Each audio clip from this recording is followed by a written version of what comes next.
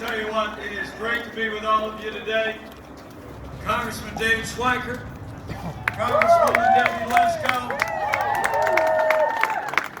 Jane and Jason Beck, and all the men and women here at Tier Tactical. Fellow Americans from near and far, it's great to be back in the Grand Canyon State. And I got to tell you, it's a special joy to be here with a Marine Corps mom, champion of military families. She even teaches art at a Christian school, and you just heard firsthand how blessed I am to be married for these 35 years to the wonderful Karen Pence. Would you thank our second lady one more time? She's just doing an amazing job. Karen and I are excited to be in Arizona today, but we're here for one reason and one reason only.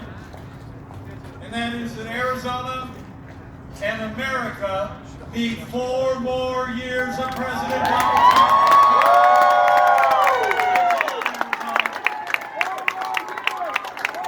We are 26 days away from another great victory for the American people, and the road to victory runs right through Arizona.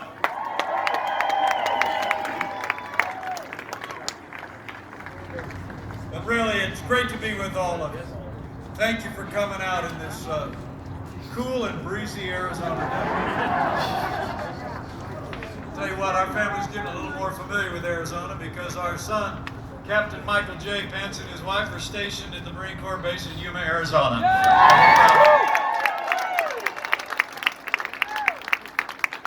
Karen and I just got back from a little stop in Salt Lake City, Utah. We had a little debate with Kamala Harris last night. Some people think we did all right.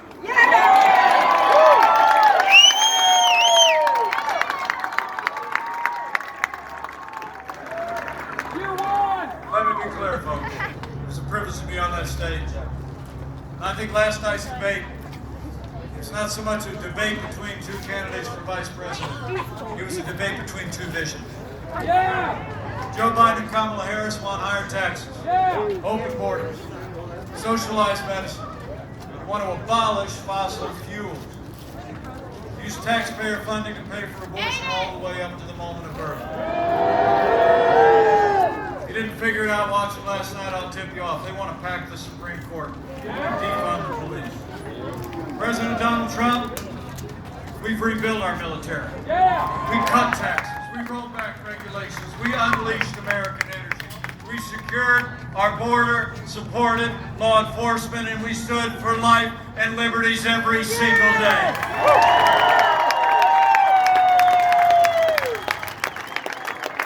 So when you compare the Biden-Harris agenda with all that President Trump has done these last 3.5 years, I think there's no question about it. President Donald Trump won that debate hands down, and we're going to win again in 26 days when we re-elect President Donald Trump for 4 more years. 4 years. 4 more years. 4 more years. 4 more years. 4 years ago, a movement was born. A movement of everyday Americans from every walk of life. Here in Arizona, you believe we could be strong again.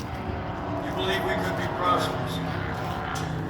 Now, I heard that Joe Biden and Kamala Harris are both in Arizona today. I got a feeling it's because Arizona said yes to President Donald Trump in 2016. And I know Arizona's going to say yes to 4 more years of President Donald Trump.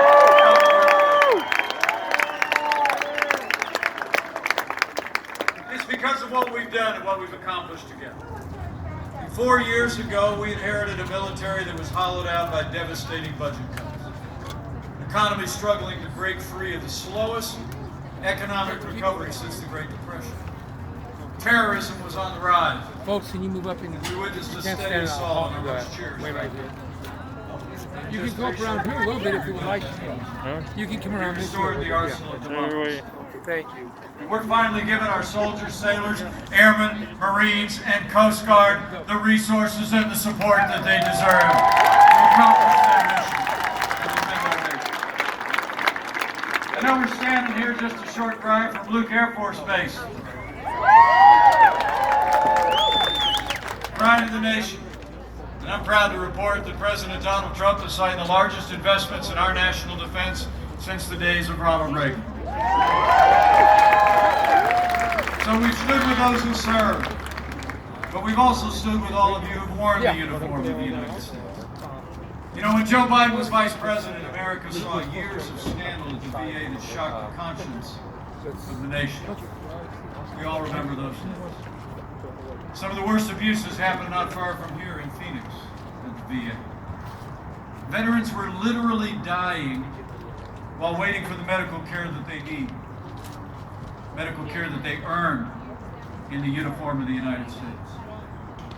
But when President Trump came into office, that all changed. We passed the Veterans Accountability Act, the most sweeping reforms of the VA in 50 years.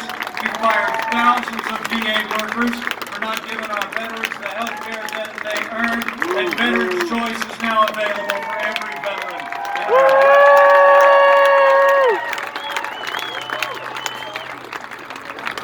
Now, I know this close to that Air Force base is probably more than a few of you that have served in uniform. So if you're able, would you mind standing up or raise your hand and let us thank you one more time?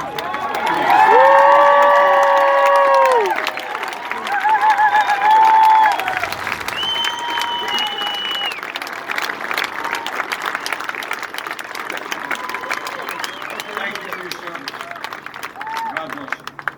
So it's been about security. It's been about supporting our veterans. In our first 3 years, it was about restarting the engine of the American economy. You know, where Joe Biden wants to raise taxes, in our first 3 years, President Donald Trump cut taxes across the board for working families and businesses.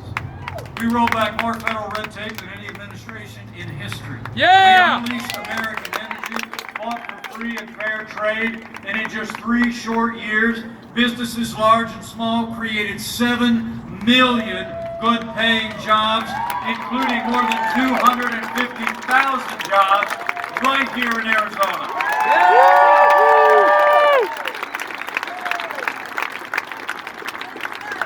And wages were rising across the board. What meant the most to the president to me is wages were rising most rapidly for hard-working blue-collar Americans. Yeah! Forgotten men and women of America were forgotten no more. When Joe Biden was vice president, and I may have brought this up last night. Joe Biden was vice president. America lost 200,000 manufacturing jobs. Yeah! And the last president actually said those jobs were never coming back. Remember, 4 years ago, he said, and I quote, "What magic wand do you have?" Yeah! Well, we didn't need a magic wand. We just needed President Donald Trump in the White House. 500,000 manufacturing jobs in just 3 years.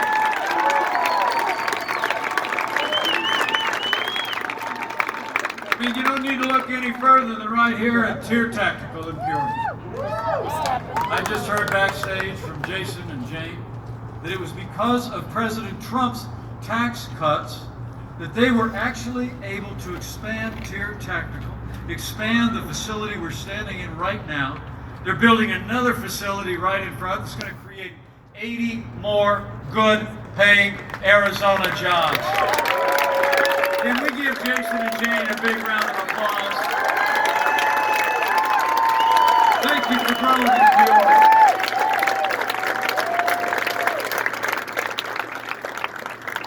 So we stood for our national defense, our veterans, for jobs. And every day of this administration, President Donald Trump has stood for the rule of law. We've appointed more than 200 principled conservatives to our courts at every level, including 2 Supreme Court justices, and I will tell you, they are all men and women who will uphold all the God-given liberties in our Constitution, like the freedom of religion and the Second Amendment right to keep and bear arms.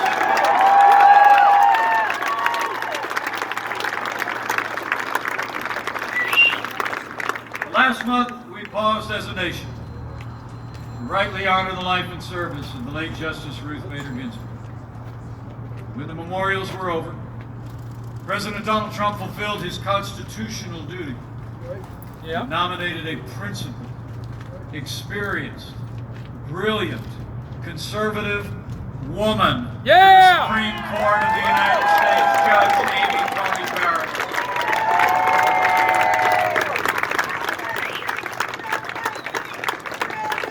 I gotta be honest with you, I'm a big fan of Judge Barrett. And not just because she's from Indiana. Judge Barrett is exactly the kind of judge that President Trump promised the American people he would appoint, and that we've appointed all along the way. Judges who will interpret the law as written, who will not legislate from the bench, who will uphold the Constitution of the United States. That's why we need Judge Amy Coney Barrett to be Justice Amy Coney Barrett. And I'll promise you, after the Senate does their job of advise and consent, we're going to fill that seat. Fill that seat! Fill that seat! Fill that seat! Fill that seat! Fill that seat! Fill that seat! Fill that seat! Fill that seat! Fill that seat! So we stood for the rule of law, strengthened the constitutional foundations of our republic. President Donald Trump has stood every single day with the men and women who serve on the thin blue line of law enforcement, and we always will. President and I know what Jason just said. The men and women who serve in law enforcement across America are some of the best people in this country, and they deserve the respect of every American every single day. Would you join me in thanking all the members of law enforcement who are gathered with us?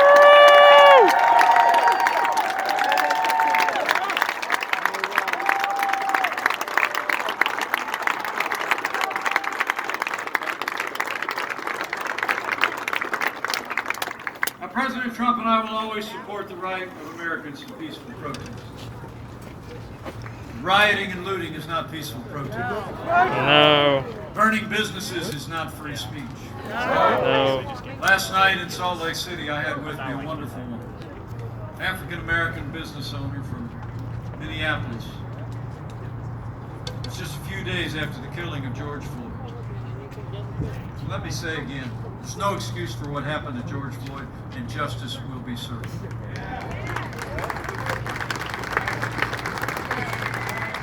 But in the days that followed, Flora Westbrook watched as the protesters and rioters and looters moved closer and closer to a business that she had built in the largely African-American community 35 years ago, and they burned her to the ground. Men and women of Arizona, let me be clear. Violence against innocent civilians, the destruction of private property, and violence against law enforcement will not be tolerated, and those who do so will be prosecuted to the fullest extent of the law.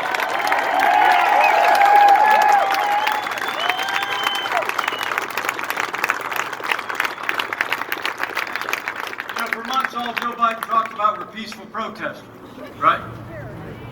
While the American people literally watch businesses in their communities burn in our major cities. You know, the truth is, Joe Biden would double down on the very policies that have led to violence in America. When you suggest that you will withdraw support from those who protect and serve, you embolden those who would harm our families. Now, Joe Biden justifies it by saying that America is, in his words, systemically racist. And he's actually said, and Kamala Harris repeated it last night, that police have an implicit bias against minorities in this country. No! When Joe Biden was asked if he'd support cutting funding for law enforcement, he replied, yes, absolutely. And his running mate has said that we need to reimagine law enforcement, and she recently applauded the mayor of Los Angeles' efforts to cut $150 million from LA's budget. let me make you a promise. Under President Donald Trump, we're not going to defund the police, not now, not ever.